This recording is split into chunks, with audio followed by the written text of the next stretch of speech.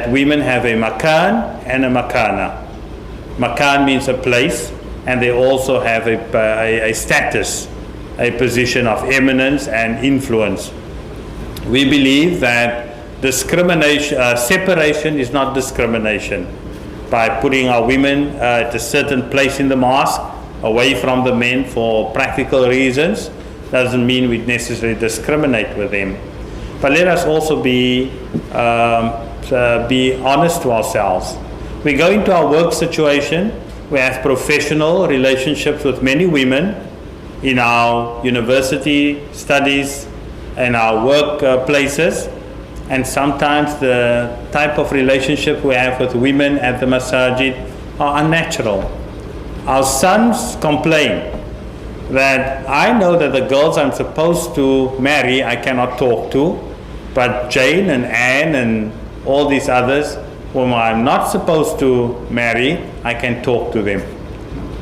Eventually, too many of our young boys are going to marry Jane and Anne and Janet and many of them, and possibly it's going to be something good. But have we prepared our children for that?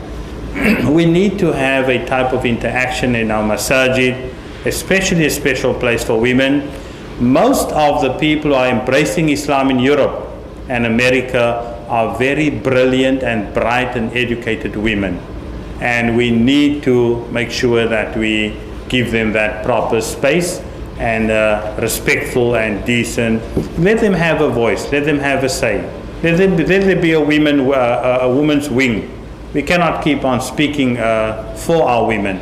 So part of the da'wah is also to have the process in place where we know as they come into Islam that they would feel comfortable, they would have a home in Islam, and they will be able to make a positive contribution. I have a Bosnian woman, lady. She's a professor. In fact, she's a chemist, a scientist. Her husband is a scientist. Her son is a scientist.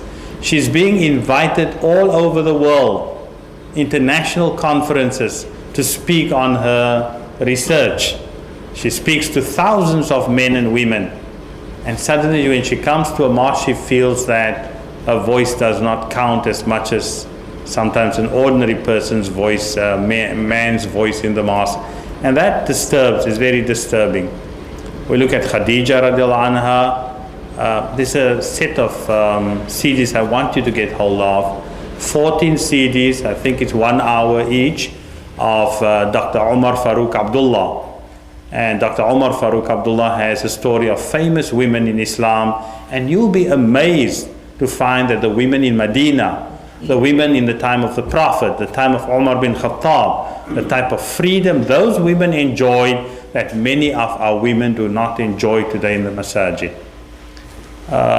Dr. Munibur Rahman this morning was sharing some of his thoughts, and Professor Munibur Rahman has taught Islam and political science for decades in Michigan.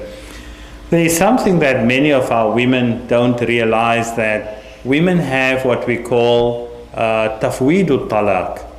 They could have an opportunity to have a prenuptial contract, and in the prenuptial contract they could have so much power and empower themselves through that contract. That has been practiced by the Prophet's family, by the Sahaba, and many other people afterwards. Today it is almost like something strange if we tell Muslims that the prenuptial contract could be drawn up.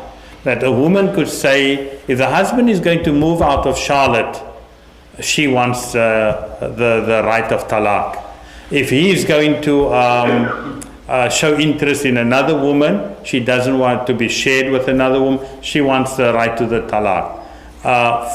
If he is guilty of abuse, adultery, abandonment, she wants the right of talaq. Today it is easy for our people to get into nikahs, into weddings, but it's almost impossible for some of them to get out of those relationships. And there are many sad stories. Now I'm saying, if that is your own daughter, if that's your own niece, how are you going to react to that? We need to show our women that there are certain teachings of Islam that are superb, that was ahead of its time. Many people are shocked when I say in the books of Ahnaf, of the Hanafi fiqh, that women do not have to cook, they do not have to clean the house, they do not have to raise the children.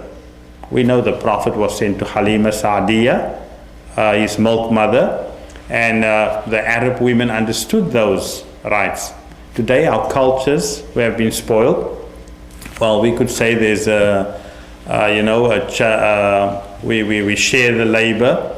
Our women look after the children and we go out to work. But if I, as a Muslim man, I know that our women do not have to cook. They do not have to clean the house. They do not have to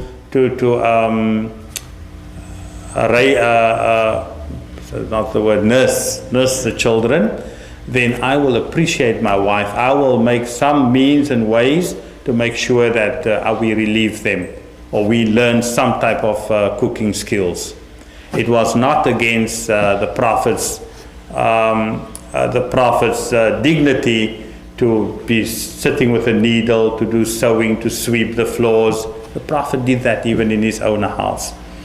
So I think the big problem with that we are facing today, and the challenge we are facing, is Muslims need to understand the Islam the way the Prophet understood that, the way the Sahaba understood that, and the way the early women of Islam understood that. There are many great examples out there. So I see our time is coming to an end. Let me make a few other remarks, and then inshallah we will open it up for discussions. We are all different, but we are equal. Women are equal, men are equal, we are different. Right? We are Muslims, we are equal to anyone else out there, and we believe oftentimes we are better than everyone else out there. I just heard a beautiful saying this afternoon, and I thought I might as well share that saying with you today. Let me see if I can get to that saying immediately. If I can't, that's fine. I think where there's great expectations, where there's great privileges, there's also great responsibilities. If we are the Khaira Ummah, the best of the people taken out for everyone else, our great privileges we have here also give us some added responsibilities. We must behave in a way that no one else behaves. People often ask, what are you doing when you go out to speak to non-Muslims? And people want to know about Islam. One of the things we need to know is we can never become emotional. Emotional in the sense that people are asking about Palestine or Israel. Suddenly we are all worked up and we just go off at a tangent.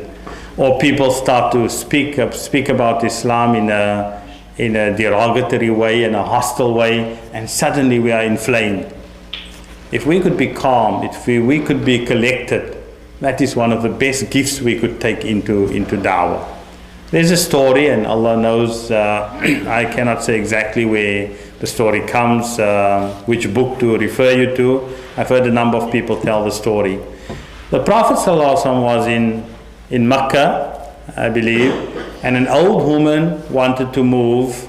She wanted to pack up. She approached many people, and those people did not want to give her any assistance. The old woman didn't know the Prophet ﷺ. She approached the Prophet and he said, I will help you pack. And so after the Prophet assisted her for almost an hour and a half, she kept on asking, but she kept on bad-mouthing the Prophet, bad-mouthing the Muslims.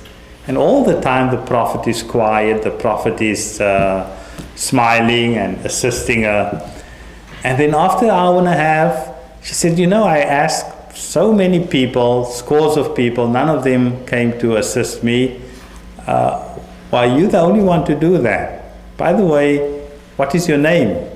And in fact, before the Prophet told her what his name was, she said, and she confessed, I am